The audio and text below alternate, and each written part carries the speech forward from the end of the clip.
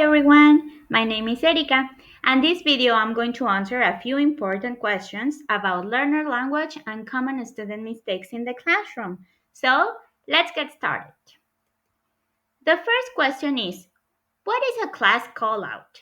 A class callout can have two meanings depending on the context. One meaning refers to a visual resource in the classroom, like a poster with pronunciation tips, word stress, or grammar rules, to help students remember key concepts. But it can also mean when a teacher mentions or praises a student by name during a lesson to encourage participation. So, both are great tools to support engagement and learning. The other question is, what are two ways a student may ask for clarification? This is very important. The students can ask for clarification by saying things like, what does this word mean? Or can you explain that again, please? So these are excellent ways to encourage interaction and ensure understanding.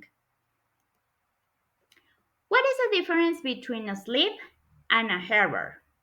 A slip is a temporary mistake. Maybe the student is tired or distracted, but they actually know the correct form. An error, on the other hand, comes from not knowing the rule or concept. Errors show that the student needs more instruction or practice. So now we are going to provide an example of a receptive error. So imagine a student hears he's on the phone and they think it means he's physically standing on top of a phone. That misunderstanding shows they didn't fully grasp what they heard.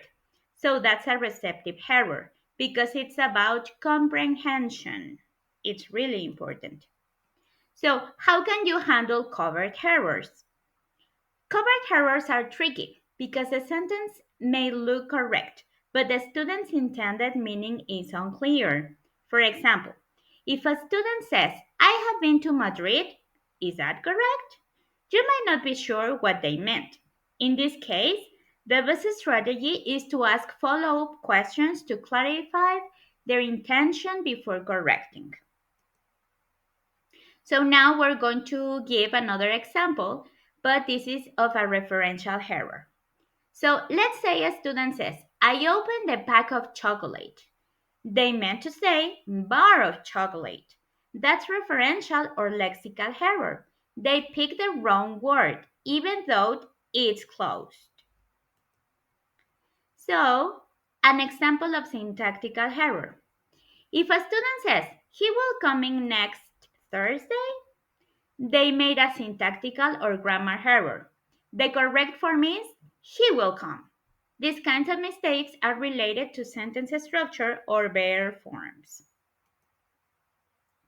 So, you need to remember that understanding these types of mistakes help us guide students more effectively and give them the support they need to improve. So, thanks for watching and hope this was helpful. Don't forget to keep learning and stay curious. See you next time. Bye.